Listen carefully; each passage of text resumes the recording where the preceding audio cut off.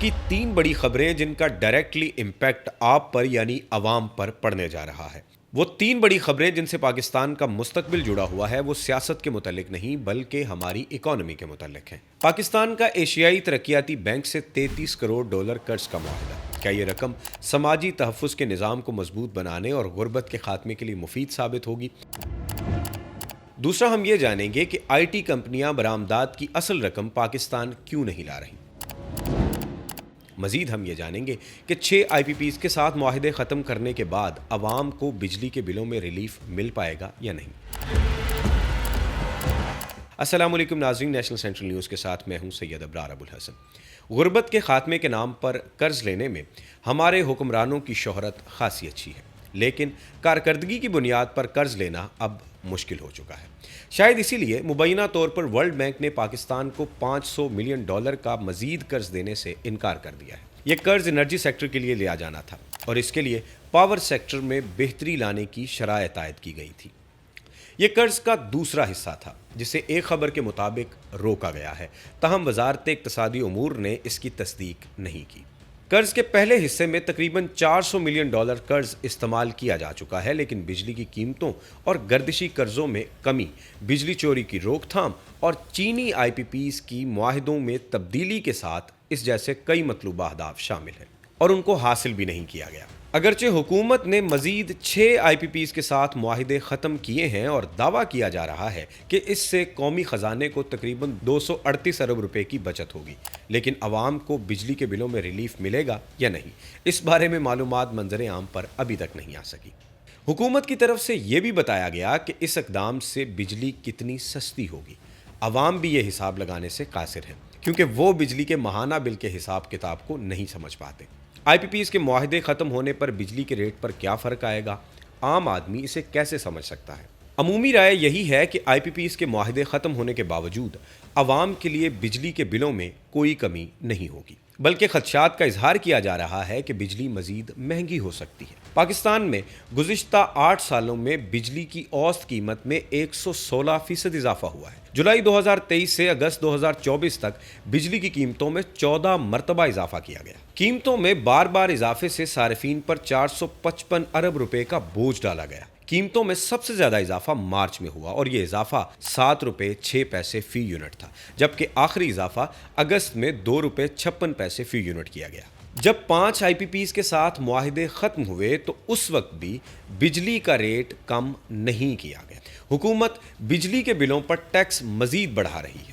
ناروا آئی P Ps معاہدوں کی وجہ سے کیپیسٹی چارجز تقریباً 18 روپے فی یونٹ ہیں، جبکہ بجلی کے بلوں میں حکومتی ٹیکس تقریباً 40 سے 45% ہے۔ آئی پی پیز کے معاہدے ختم ہونا خوشائند ہے، مگر کیپیسٹی چارجز کرپشن کو قانونی شکل دینے کے مترادف ہے۔ انہیں بھی ختم ہونا چاہیے اور اس حوالے سے حکومت اگر کوشش کر رہی ہے تو انہیں سراہنے کی ضرورت ہے۔ البتہ جب تک عوام کو ریلیف دینے کا کوئی راستہ نہیں نکالا جاتا، یہ کوششیں بے سود ہی شمار ہوں گی۔ ملک میں آئی پی پیز پلانٹ لگانے کا مقصد بجلی بحران کا خاتمہ اور عوام کو سستی بجلی فراہم کرنا تھا۔ آئی پی پیز معاہدوں سے قبل عوامی مفاد کا نعرہ لگایا گیا، لیکن بعد ازاں یہ معلوم ہوا کہ ان میں سرمایہ کاروں کا مفاد ہے اور ان کو تحفظ دیا گیا ہے۔ اشرافیہ نے پلانٹ لگانے کے بعد رقم جیب سے خرچ نہیں کی بلکہ بینکوں سے قرض لیے ہیں۔ قرض اور سود کی قیمت عوام سے وصول کی گئی اور منافع اپنی جیب میں ڈالا گیا۔ ابھی تک یہ سلسلہ جاری ہے۔ دوسری جانب وزیر خزانہ کا کہنا ہے کہ آئی ٹی کمپنیاں برآمدات کی اصل رقم پاکستان نہیں لا رہی۔ برآمدات میں اضافہ تو ہو رہا ہے لیکن ڈالر پاکستان نہیں آ رہے۔ وزیر خزانہ کا یہ کہنا بالکل درست ہے۔ پاکستان میں اس وقت 23 لاکھ سے زائد فری لانسرز ہیں جن کا آئی ٹی برآمدات میں حصہ تقریباً 15% ہے، لیکن 38,000 فری لانسر کے بینک اکاؤنٹس ہیں۔ آئی ٹی کمپنیوں اور فری لانسرز کو یہ راستہ خود حکومت کو ہی دکھانا پڑے گا۔ آئی ٹی کمپنیوں کے زیادہ تر کلائنٹس اور سپلائرز بیرون ملک ہوتے ہیں۔ انہیں بیرون ملک ادائیگیاں ڈالرز میں کرنا ہوتی ہیں۔ اگر وہ سارے ڈالرز پاکستان منگوا لیں تو بیرون ملک ڈالروں میں ادائیگیاں کرنے میں اسٹیٹ بینک ایک بڑی رکاوٹ ثابت ہو سکتا ہے۔ آئے دن بیرون ملک ادائیگیوں پر پابندی عائد کر دی جاتی ہے۔ کئی طرح کی اجازت ناموں اور سفارشوں کے بعد ڈالر میں ادائیگی ممکن ہو پاتی ہے۔ اس طرح کلائنٹس بھی خراب ہوتے ہیں اور کاروبار بھی متاثر ہوتا ہے۔ پاکستان کا بینکنگ نظام بھی آئی ٹی فری لانسرز اور ایکسپورٹرز کے لیے مسائل پیدا کرتا ہے۔ حکومت نے جنوری 2023 میں ایک نوٹیفیکیشن کیا تھا کہ I T exporters internet banking کے ذریعے ڈالرز پاکستان لا سکیں گے اور اگر بیرون ملک کوئی ادائیگی کرنا ہو تو وہ بھی کر سکیں گے۔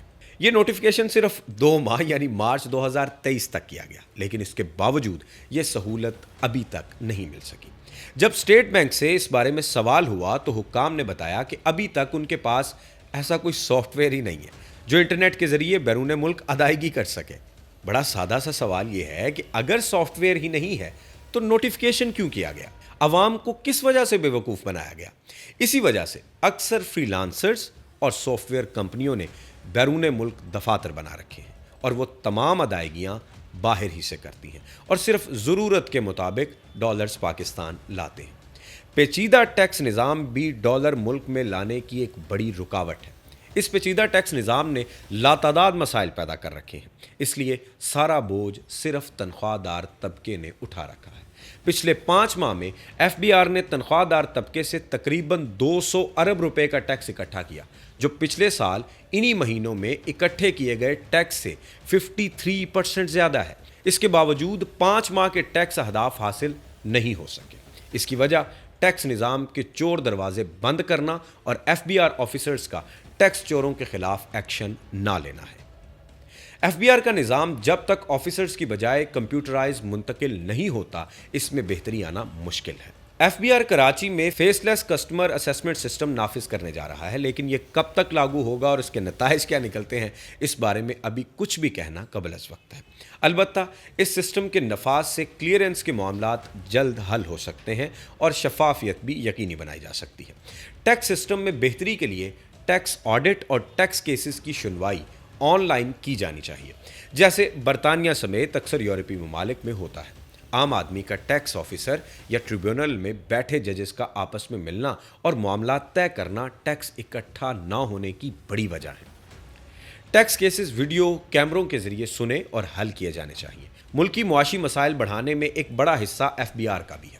اس سسٹم کو درست کر کے ہی ٹیکس آمدن میں اضافہ کیا جا سکتا ہے، مگر سوال یہ ہے کہ یہ سسٹم بہتر کس طرح سے ہوگا اور اسے بہتر کرنے میں کون کردار ادا کر سکے گا۔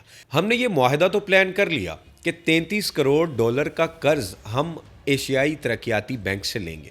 ہم نے یہ پلاننگ تو مکمل کر لی، مگر ایک بات یاد رکھیے گا کہ وہ قطعی طور پر ہماری پرفارمنس سے متاثر ہو کے قرض نہیں دے رہے، بلکہ ان کو یہ دکھایا گیا ہے کہ ہم ایک غریب ملک ہیں۔ حالات اتنے خراب ہو گئے ہیں کہ ملک کے وزیر خزانہ یہ فرماتے ہیں کہ میں حیران ہوں آئی ٹی کمپنیز اتنی زیادہ بن گئی ہیں، وہ ملک میں ڈالرز کیوں نہیں لے کے آ رہی، جبکہ دوسری طرف حقیقت یہ ہے کہ کوئی ایسا سافٹ ویئر، کوئی ایسی تیاری آئی ٹی کمپنیز کے لیے کی ہی نہیں گئی۔ تو سوال یہ ہے کہ ڈالرز آپ کے ملک میں آئیں گے کس طرح سے؟ ان تمام تر پیچیدگیوں میں ہمارا ملک اس وقت گھرا ہوا ہے، اور حیرت کی بات یہ ہے کہ آئے دن حکومت اپنے نئے فیصلوں سے عوام کو اور ان تمام تر لوگوں کو جو فری لانسرز ہیں یا جن کی کمائی کا ایک بڑا حصہ بیرون ملک سے آنے والے ڈالرز کے ساتھ جڑا ہوا ہے، ان کو اپنی نئی پالیسیز سے حیران کر رہے ہیں۔ مستقبل اس کا کیا ہوگا یہ تو وقت ہی بتائے گا۔ اس بارے میں آپ کی کیا رائے ہے؟ اپنی رائے کا اظہار کمنٹ باکس میں ضرور کیجیے۔ اپنے میزبان سید ابرار ابوالحسن کو اجازت دیجیے۔ اللہ حافظ و ناصر۔